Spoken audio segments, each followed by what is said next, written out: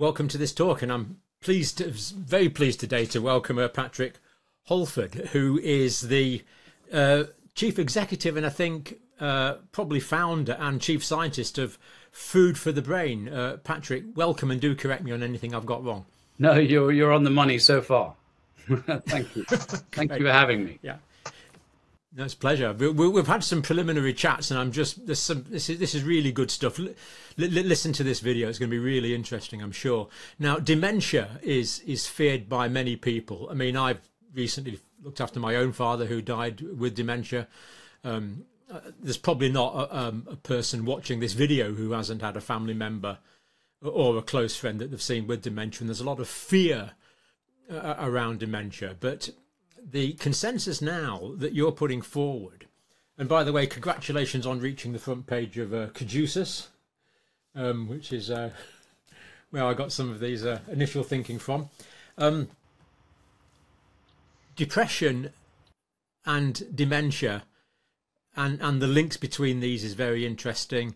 But if we start off with dementia and nutrition, well, and you're bringing together a lot of synthesis on this, Patrick. Yeah, so I mean, I think the first very thing interesting to absolutely understand, and there's no controversy about it, it's just true, is that 2/3 of dementia is Alzheimer's, which is a shrinking of a central part of the brain. And this is not a natural part of the aging process. This does not need to occur. In just the same way that the average woman in the EU will spend 14 years unable to climb 10 steps, that's the statistic. That's not a natural part of the aging process. That is due to a lack of exercise, and our brain is the same. We are the architects of our brain's future health. You do not need to get Alzheimer's. There are less than 1% of cases caused by causative genes, and if you have those, things will happen. But for 99% of us, Alzheimer's is preventable. Dementia is preventable. And in relation to nutrition, as with so many diseases, there are, in essence, 4 what I call the horsemen of the mental health apocalypse. One is sugar, the other is brain fat, so we can dig into each of these. The third is to do with B vitamins, especially B12, very important. And the fourth are antioxidants, and that's both smoking and pollution on the bad side and fruit and veg, vitamin C, etc. on the good side. And those are the 4 biological drivers of the breakdown in brain function that ultimately leads to dementia. So we're really talking about a disease of Western, hesitate to use the term, civilization. The fact that we've got all these ultra-processed foods readily available. Largely, but also it's not just that. I mean, for example, if you look at WHO data on fish consumption, you can actually predict a country's rate of depression, suicide, and dementia based on its seafood consumption. So, never mind Western civilization, people who lived sort of in the middle of India and had no access to fish, and maybe their religion was such that they would never eat it, they do actually have more brain degeneration. And by the way, the brain, I was talking to the wonderful Professor Michael Holford. Now, this is something fundamental, because in the 70s, he analyzed the fatty acids in different animals and their organs, liver, heart, brain, etc. And they vary in the liver massively depending on what they eat, except in the brain of every single animal. There are 2 fatty acids. One is omega-3 DHA, which is a marine food, and the other is omega-6 arachidonic acid, which comes ultimately from plants. There is not a single brain, from a mouse to an elephant to a dolphin to a human to a lion to a tiger to a cat to a dog, that is not those 2 fatty acids. In other words, what he discovered was that the process of the development of the brain, which originally happened in the ocean, requires these 2 fundamental pieces. They got to be there. You cannot have brains, neurons, etc. without, which is really quite extraordinary. And all that varies is the size of the brain. So yes, what we're seeing now, this massive increase in dementia and Alzheimer's, is a function of modern living, too much sugar, not eating fruit and veg. And I mean, the terrible truth, when I was growing up, everyone had fish on Friday. You had fish on Friday. At school, you had fish on Friday. And of course, for our parents, I mean, a little bit before, it was cod liver oil, at school. Everyone had that. Nowadays, there are many kids, many kids who have no fish, no omega-3, have no control of their emotional. You can't control emotions if you have no omega-3. So these kids who are flying off the handle, having massive hissy fits, are often, it's a function of lack of omega-3. And now what we've learned, and it's not really surprising since the brain is 60% fat when you take out the water, that having a lack of omega-3 predicts your risk for dementia. I mean, actually, the omega-3 index, which is a measure we do from blood of EPA and DHA, which are the really important omega-3s that you get in fish, percentage of them in your red blood cell membranes, not floating around, but actually bound into the membrane, which is what we need. That will predict how big your brain is. I mean, the density of the brain. It literally predicts the density of your brain plus your cognitive powers and your future risk of getting dementia. I mean, it's that linear. Patrick, I'm mid-60s now. Is it too late for me to change? No, not at all. We just had a man, actually, I mean, it's a tragic story, but this is what we want to avoid. And his wife, Dorothy, kept finding him, his name is Alan, or nickname Nodge, in different rooms at night because he couldn't find the loo in his own home. He was a computer programmer. He couldn't turn his computer on or off. He couldn't conceive of tomorrow. He was a gardener. He couldn't begin to plant his garden. Anyway, he was diagnosed with mixed dementia, which, by the way, is nearly always Alzheimer's, which is 62% of dementia, and vascular, which is 17% of dementia, so poor supply of nutrients to the brain, oxygen and so on. And, you know, she said, what do we do? And they said nothing. And he went on to our website, foodforthebrain.org, did the free test, which also then has a questionnaire which works out what your risk is. And then his wife, you know, supported him in making all the changes, like going to bed an hour earlier. Sleep is important. He started to take omega-3 fish oils plus a B vitamin supplement. He cut out the sugar. He actually went ketogenic because the brain cells can run on ketones made from fat 5 days a week. Various other things. He's joined a Morris dancing group. I'm not entirely sure if that's good for you or not. But he's literally doubled his cognitive function score, which was in the dementia zone, and reduced his risk, his future risk. If you're doing everything wrong on our questionnaire, you score 100%. If you're doing everything right, you score 0%. You want to get below 30%. He was up in the top 50s. He's now in the low 30s. He has planted his entire spring garden. He's back on the computer doing emails. And this is a man with diagnosed mixed dementia. So no, there's hope for you yet, John. Good.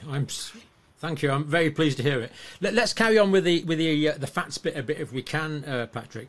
After our conversation, I went to a local supermarket. Other supermarkets are available. I have no interest in this. Yes. Mackerel, is that going to be quite useful for me? It's absolutely excellent. We say smash it. S for salmon, M for mackerel, A for anchovies, S for sardines, and H for herring or kipper. So, and I don't know, the story for how we discovered all this is quite interesting because on the one hand we had Michael Crawford, on the other hand we had Professor Hugh Sinclair.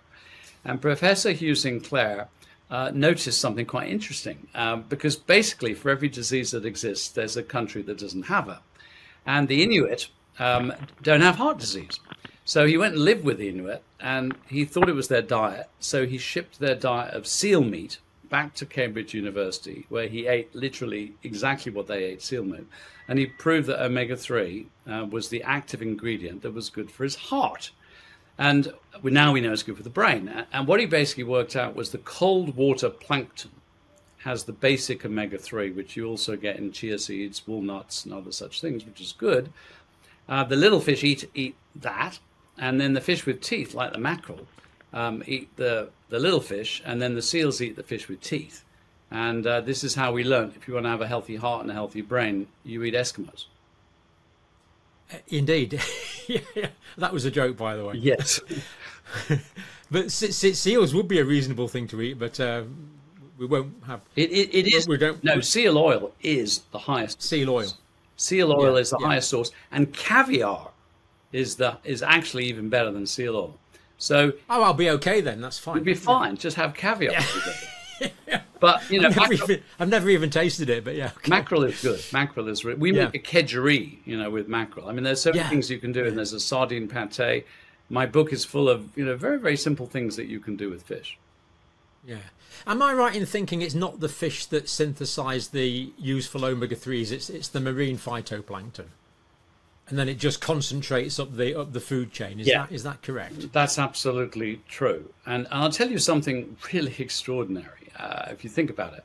Now that we know that every single brain of every single animal is omega-3 DHA, and there's something special about DHA. It's actually, it converts solar photons into electricity. And it was that was a billion years ago, some little organism, we think the dinoflagellate, effectively incorporated this fat, got an electric shock, and it was the sort of twitch towards food, and it was the beginning of the whole process of that. It was quite extraordinary. And I remember, and the dinoflagellate is a little bit like an eye cell. I remember asking Michael Crawford, is the eye an extension of the brain? And he said, no, the brain is an extension of the eye. Because the eye is absolutely, totally drenched in DHA, omega-3, and vitamin A. And at the age of 94 next month, he's worked out something no one ever knew, which is how the energy that hits your eye, the photons, turns into the image that you are seeing accurately in color, and it requires quantum physics and a lot of DHA. So DHA is not like a sideline. Every single thought, feeling, vision, hearing is going through this network of DHA. It's so key. So one of the questions that came up, you may or may not know that the dolphin was the last animal to leave the land, so to fully commit to the sea. It has every single bone we have in our hands and arms in its flippers. And in fetal evolution, it's got legs and arms. And so it decided to leave the land completely, as did whales and so on. So one of the questions was, well, now they're all in the sea, has that brain ratio, omega-3, omega-6, changed? Omega-3 marine foods, omega-6 plant foods? And the answer is it hasn't. And what we've learned is the migratory routes of whales, for example, are exactly to go to the hot waters where the algae and the plankton have omega-6, and back to the cold waters where the algae and plankton have omega-3.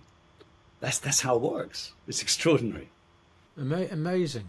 Totally amazing. Now, vegetarians watching, what's the advice? I mean, can we... I think you can get preparations now where there is the marine phytoplanktons, the oils extracted directly from the vegetarian sources. Are they available? Yeah. No, what's happened, and this isn't genetic modification, by the way, is that there are certain species of algae that actually do make DHA. And certain big companies have exploited that and have farmed these specific algae to produce DHA. So you can go into a health food shop and get a vegan DHA. It's the same thing, so it's just as good. So I know a lot of vegans who actually sort of cross the line and they will supplement fish oils, but they don't want to eat fish, which is also fine. So you can do it vegan, but you're in slightly muddy waters because I don't want to give the impression that fish is just omega-3. It's a lot more than that. It's got things called phospholipids, also rich in eggs, and it's got vitamin D. And it's got B12, and it's got minerals like selenium, zinc, and so on. So you get a lot more in a piece of fish than you do in just an omega-3 fish oil.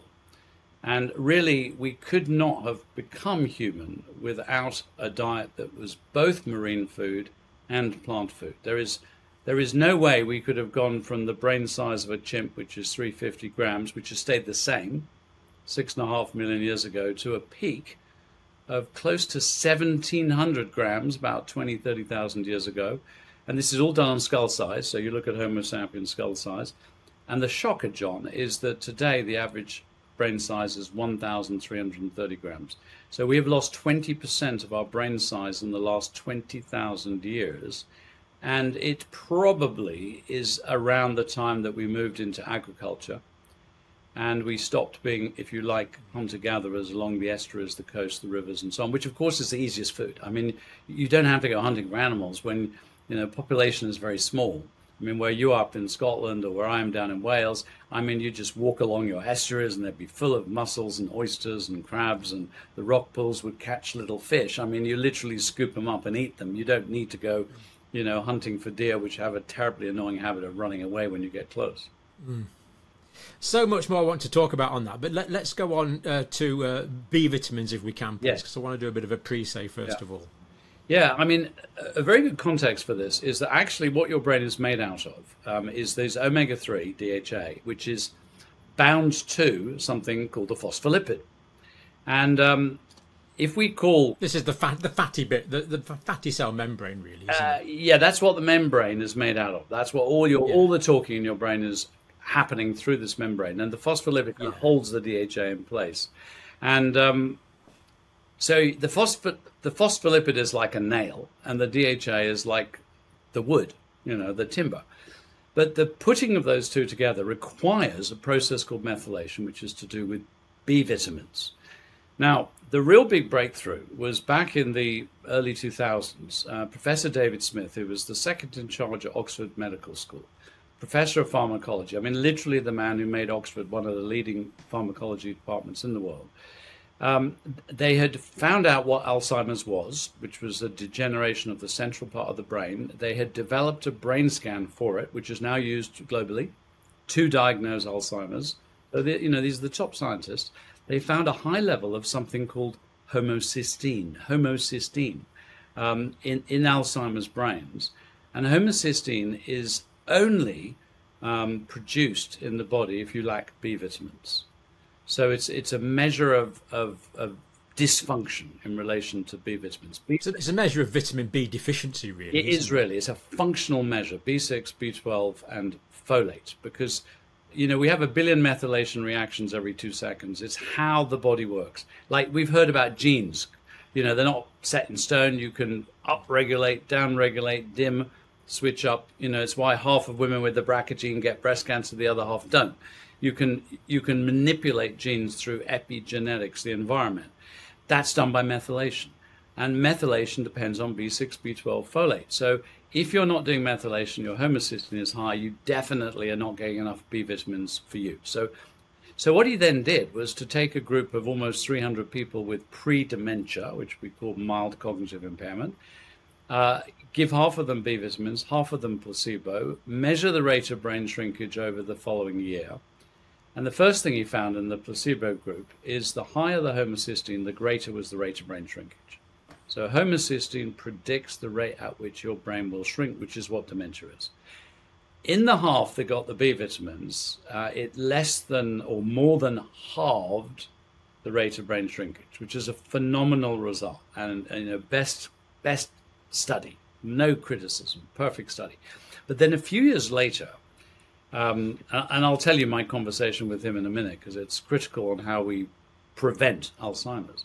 A few years later, they were thinking about the importance of omega-3 and went back to the original blood samples and split the group into the third who had the lowest omega-3 in their blood and the third who had the highest. Didn't give omega-3. And what they found was the B vitamins had no beneficial effect at all in the third with the low omega-3. But in the third with the high omega-3, they got 73% less brain shrinkage, and a third ended the year with no clinical dementia rating. In other words, the brain shrinkage fell to that you see in normal older people who have no cognitive decline, and 30% of them had no clinical dementia rating. In other words, they could not be diagnosed with dementia. And what really annoys me is we see charities out there saying we exist for a cure, and a cure is defined as no more abnormal brain shrinkage and no more symptoms. And that's exactly what they showed. And to put it into context, the latest anti-amyloid drug that hit the front pages, the beginning of the end of Alzheimer's, the breakthrough we've been waiting for, and all that other hyperbole, actually produced 20% increased brain shrinkage in the drug group versus placebo. And I'm telling you here, in immaculate study, 73% less brain shrinkage in the same period of time using the same measures exactly. I think I can work this one out myself. It must be simple. You have to give the vitamin Bs and the omega-3s together. Exactly. And there have been 4 studies now, like what happened in Sweden. They've given a whole lot of omega-3 to people with Alzheimer's, didn't work. So they went back to their blood samples, split them into thirds, and found the third with the lowest homocysteine. Above 10, you have brain shrinkage, or 11. And by the way, that's half of everyone over 65. So I'm 66. Most people my age have a level of homocysteine which is already causing brain shrinkage. They may not yet have cognitive decline, but they are actually declining behind the scenes. That's the point. And anyway, in the Swedish study, they found the same thing. High homocysteine, no benefit of omega-3. Low homocysteine, a massive benefit. And that's been replicated in Holland, in Sweden, in China, and the UK. So we now have a 100%. This is quite rare in science. There are some studies on omega-3 that haven't worked. There are some studies on B vitamins that haven't worked. But there is not a single study factoring in both that haven't produced a very, very large, statistically significant effect. It's really strange. I can sit here in my back room and I've seemed to have worked it out, but all these brilliant scientists in the pharmaceutical industry don't seem to have realised. It's really, really very strange. But we'll and here's the other weird we'll probably save that for another video. Well, yeah, I mean, here's the weird thing, because, we're men of science, so we look at the studies, and what we like, ideally, is meta-analyses of randomized controlled trials. So I'm looking for the best systematic review, meta-analysis, which was done in China by a man called Professor Jintai Yu, who heads the Institute of Neurology at Fudan University, which is a bit like Oxford University for China. And it was 396 studies, 156 randomized controlled trials, and it grades all the prevention factors. And number one, I mean, literally number one, level A evidence, it says the most promising treatment is homocysteine lowering with B vitamins. And then I go to the National Institute of Health, which is the US, top place, and they did a review, and it's called the population attributable risk. What percentage of the risk is attributed to whatever? 22% was to B vitamins, homocysteine, and 22% to seafood, omega-3. And that was before they knew about the combination. Yeah. So, if the DHA is the timber and the phospholipid is the nail, the B vitamins are the hammer. And if you get all those right, we haven't spoken about sugar yet, you have already, at the very least, cut your risk by a third. Amazing. Let's go on to... I do want to come back to these things, but for now, let's go on to sugars, please. Well, in a sense, what we've been talking about here is the structure of your brain. And you've got to understand that you are the architect of your own brain, and what you take in literally changes the structure of your brain. But then those brain cells, they got to work. And to work, they need fuel. And fuel is either glucose or ketones. The brain cells are so tightly packed together, they have to have 5-star fuel. Muscle cells can burn fatty acids. Brain cells can't. They have to have either pure glucose or pure ketones, which are not fat, not protein, not carbohydrate. They're ketones. They're a fuel, and they're made in the liver from fat. And the interesting thing is, if you give a neuron, a brain cell, the choice, they slightly prefer ketones. So they will run on either. And by the way, since we were getting a little bit Arctic earlier on, with the whales and the Eskimos, an emperor penguin will sit up there and somewhere on the ice for 3 months, not eating, turning their body fat into ketones in the liver to power their brain. So if we fast, we make ketones. Some people do a ketogenic diet where they have no carbohydrates. So here is the sort of irony. If you eat too much sugar, year on year on year, you make more and more insulin, because insulin is the hormone that sends the sugar into your brain cells. It's a transporter. And as soon as you have more sugar than you need, the insulin will store the excess as fat. So we call insulin the fat-storing hormone. And the more insulin you make, the more deaf you become to it. It's a bit like if you listen to heavy metal all the time, you get deaf and you have to turn the volume up. So you make even more insulin, and that is called insulin resistance. So eventually the effect of eating too much sugar is your brain cells are starved of glucose. They're starved of sugar. They're actually sugar deprived. That's what happens. And then you get a sort of energy gap. And this is experienced as brain fog. I can't concentrate, can't quite remember that person's name, can't remember where my keys are, and so on.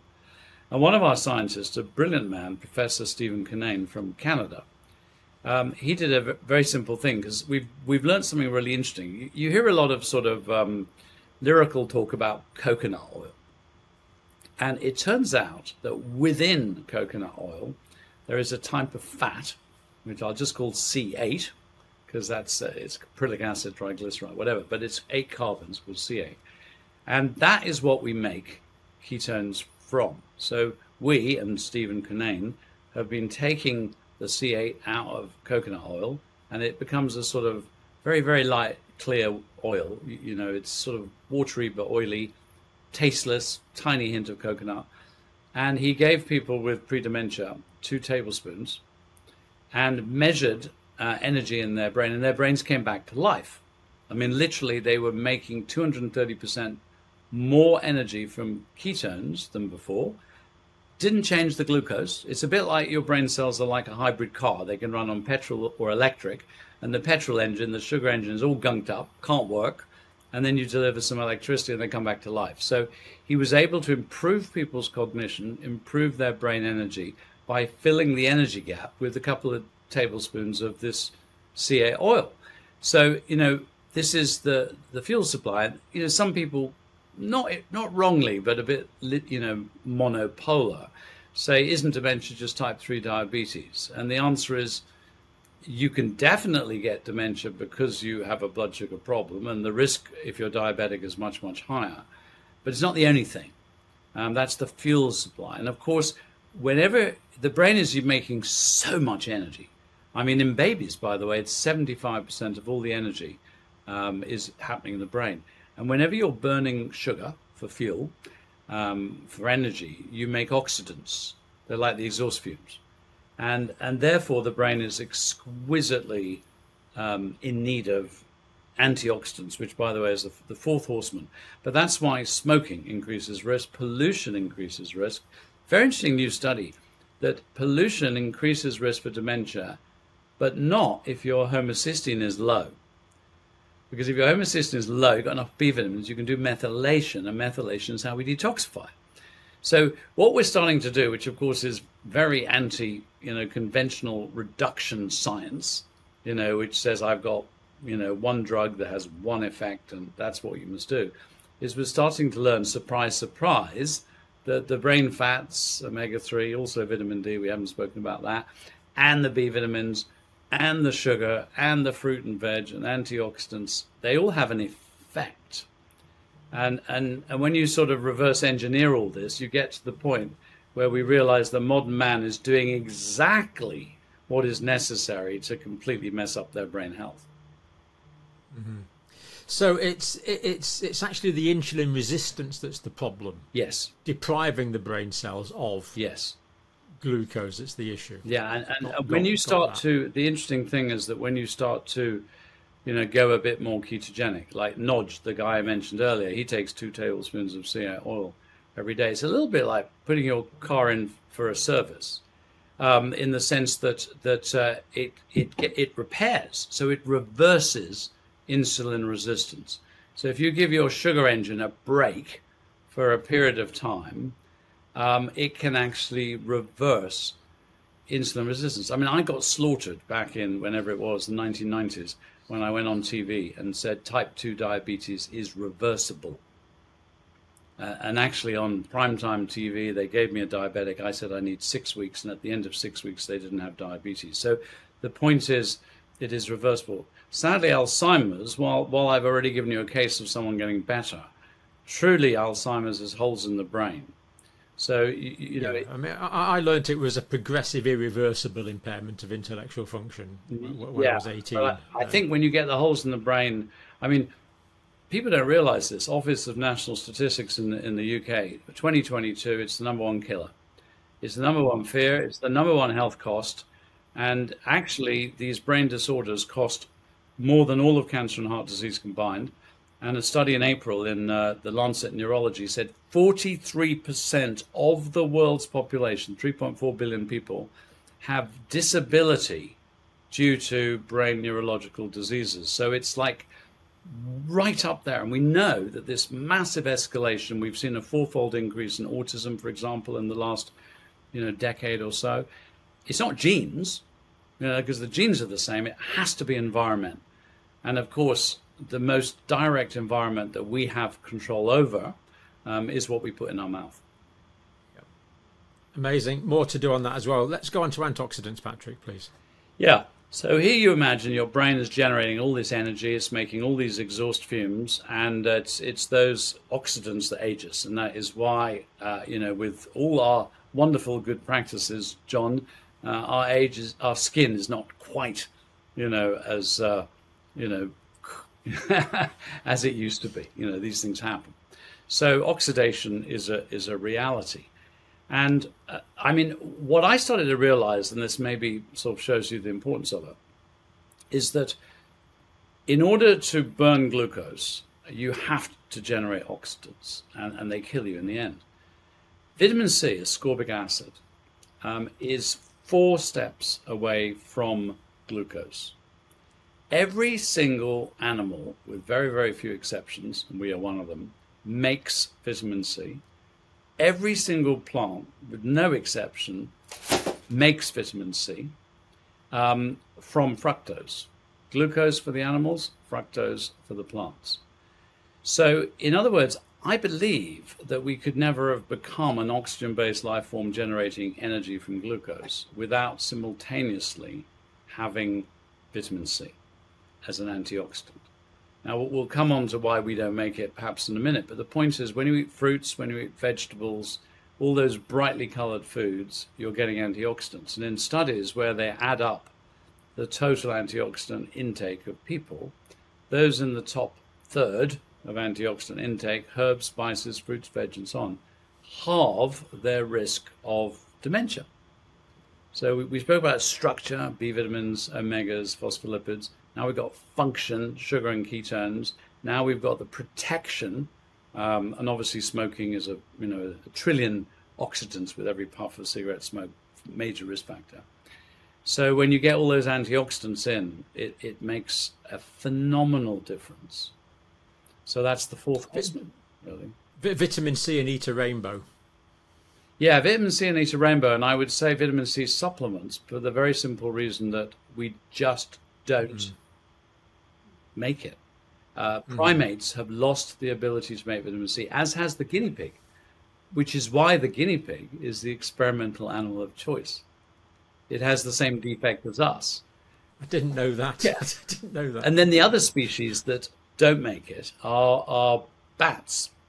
And someone asked me a very good question the other day. It's rare we get good questions, but the question was, if bats don't make vitamin C, why aren't they dying from COVID, And the answer is that they're the only flying mammal. And when they fly, their heart rate goes up to 1,000 beats a minute.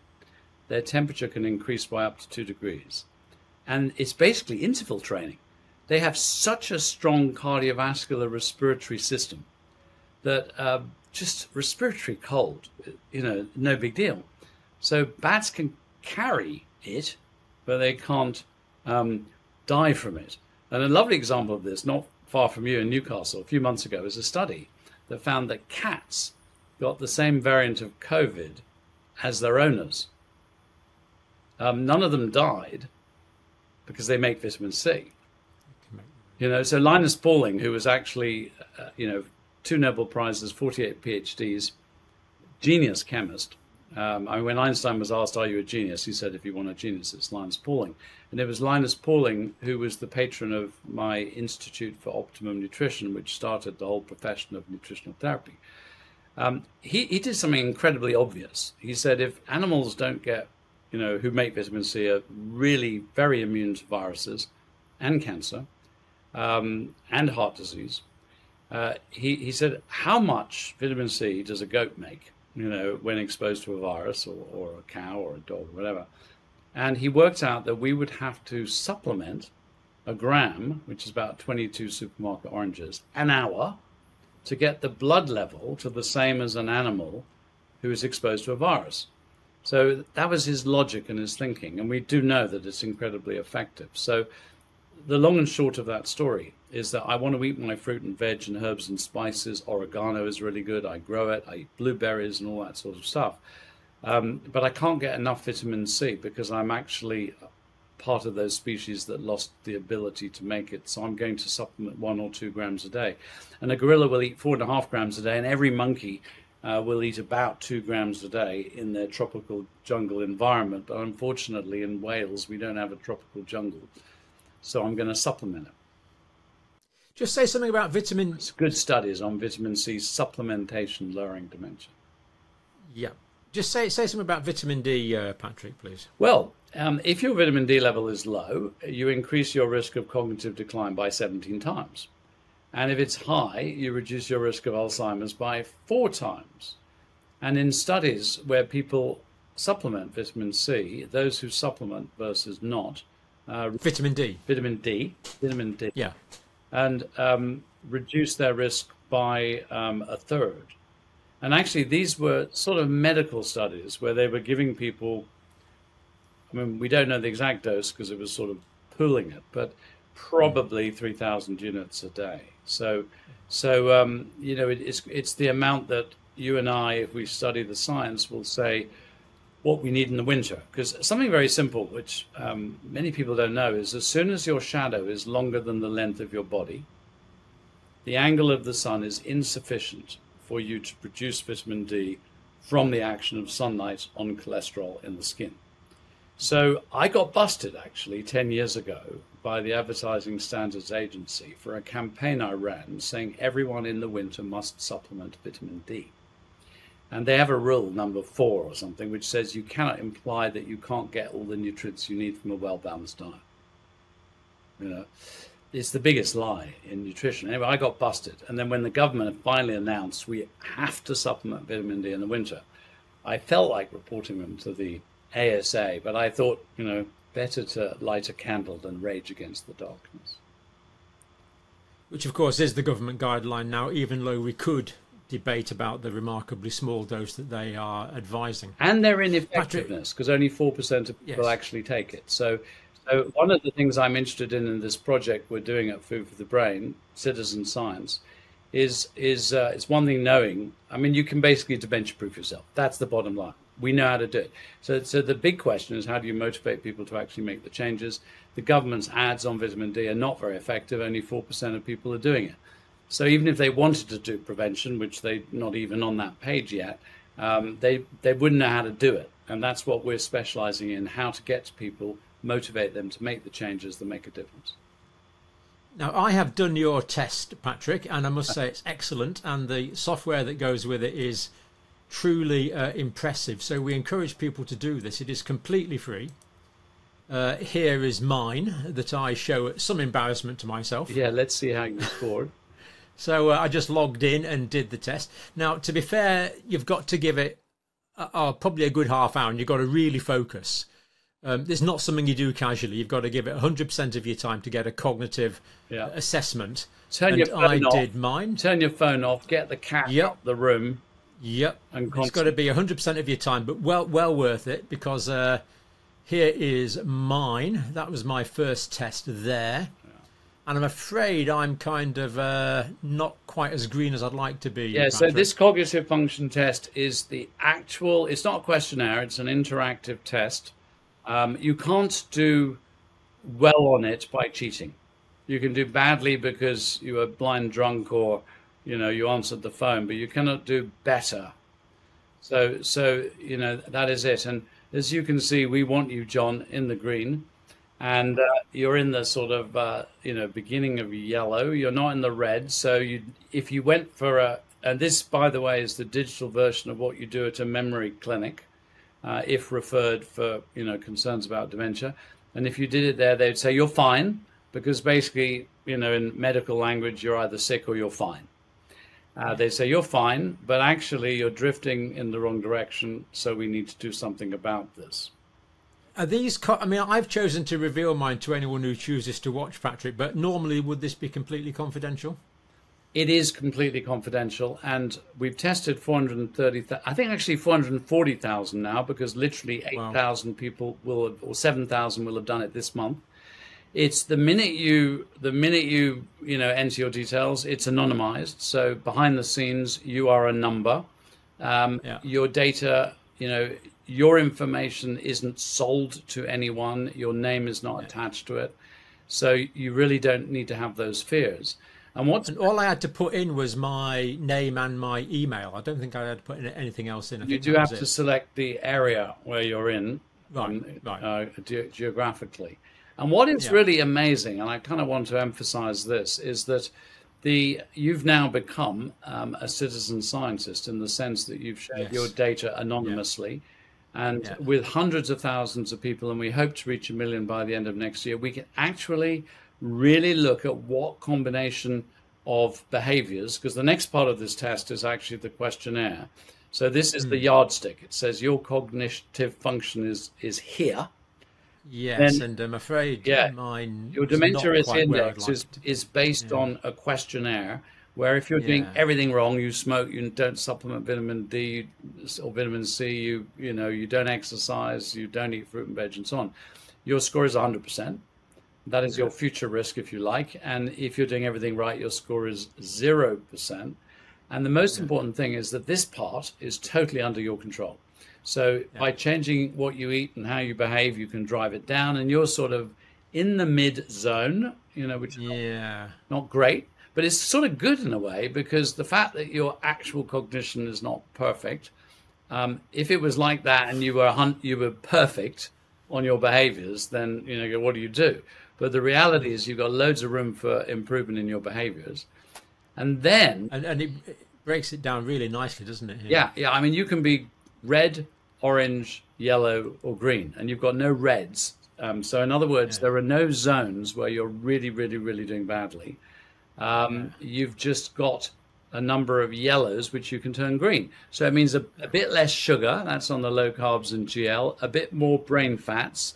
Maybe we have a blood test we'll tell you about, so we can find out whether it is omega-3 or vitamin D or whatever. B vitamins, again, we have a very cool blood test to find out your homocysteine level. You may need a lot of older people don't absorb B12 well. It's not necessarily their eating, it's their absorbing. Antioxidants, you're in the right direction, but room for improvement. Healthy gut is fine. Bit more activity physically. It's hard to believe that your mind is not, completely, totally active, but, I don't know. And then there's, sleep and calm. So sleep is how we repair the brain. Calm relates to stress. So, little tweaks, really. I mean, you should be able within 3 months, I would say, to get everything into the green. And then your dementia risk index will drop from 57 down to under 30%. And then you have to be completely honest. Well, I was maybe a little hard on myself, but you have to be completely honest when you fill this out. Yeah. Otherwise, there's no point. Yeah. And I mean, the point is that if you get your score down, we have a graph. I won't show you it now, but it shows the gradual, and this is an extraordinary thing that no one knows, the descent of cognitive function in relation to age of all the people who've done it. It's actually dropping every year from the age of 18. But it's only in most people when they get to like 80, they're hitting the danger zone in terms of cognitive function. So the point is, this isn't something you only do when you're 60 like us. You'll still get, your cognition will be in the green, I'm sure, if you're 20, but you may still be doing the behaviors. Now, what we found is the people who score in the green for dementia risk index, in other words, are doing most things right, their cognitive function still declines with age, but it starts at such a higher place that it predicts they will get Alzheimer's when they're about 290. Yeah. So I mean, I'd like to push it a little beyond 290, but I would accept that. Yeah. So the point is, if we move your line up, so to speak, you get to the point where you are dementia proofed. Yeah. And that's it's important to stress all this is completely free, and it's great citizen science, and nearly 500,000 people have done it. It's cool, isn't it? Dude, it really is seriously cool, and it's just brilliant. So, like, if you click on low carbs there, it gives you.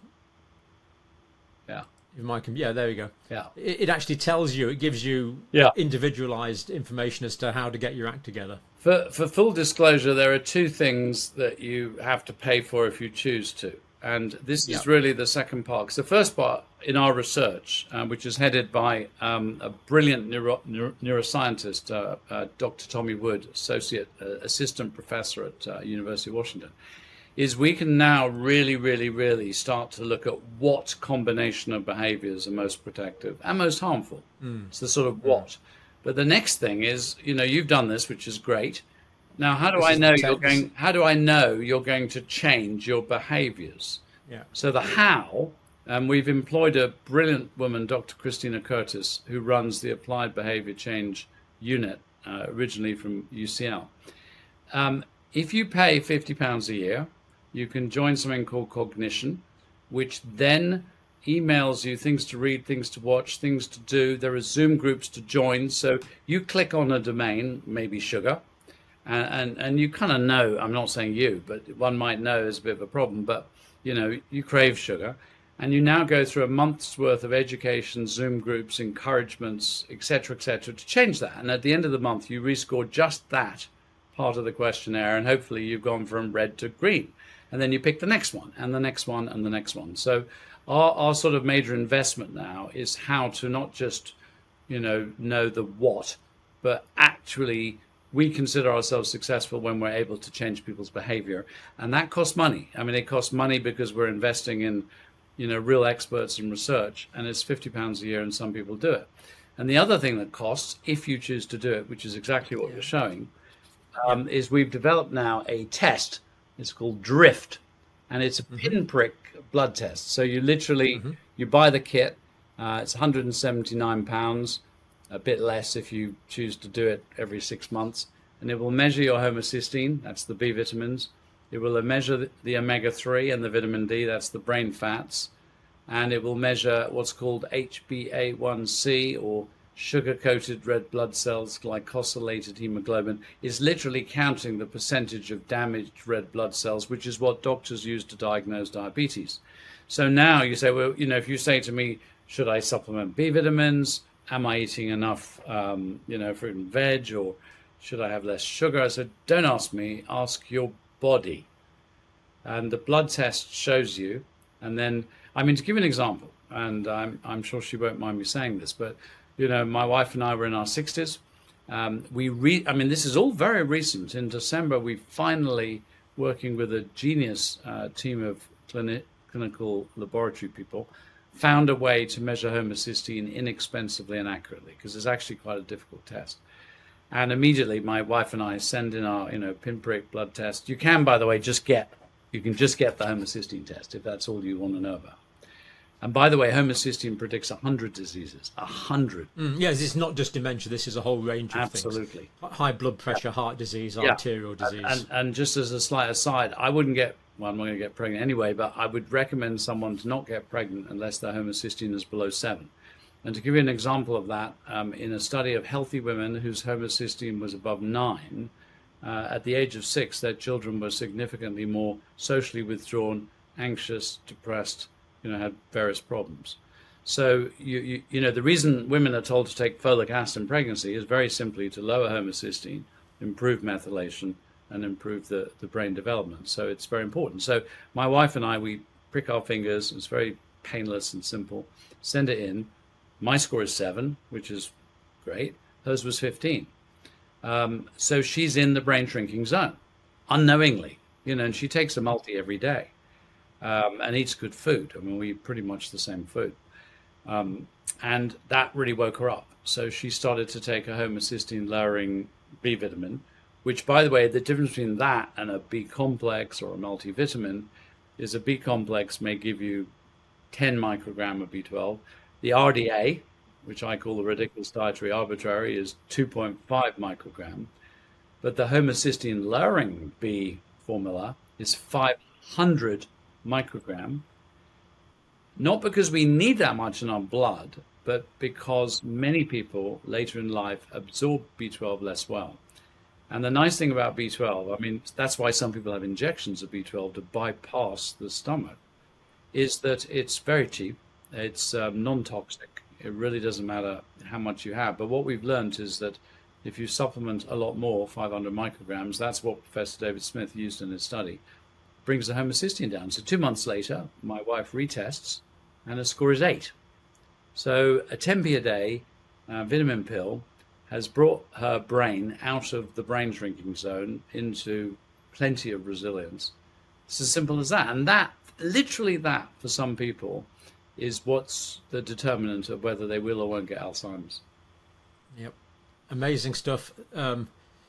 Yeah, so do the cognitive function test, completely free, get your score, be honest when you fill out the questionnaire, be a citizen scientist, and there's so much more to talk about on this, Patrick, but I'm just going to leave that there as an introductory appetizer, and a lot more to process. But for now, thank you very much indeed. And thank you for helping spread the word.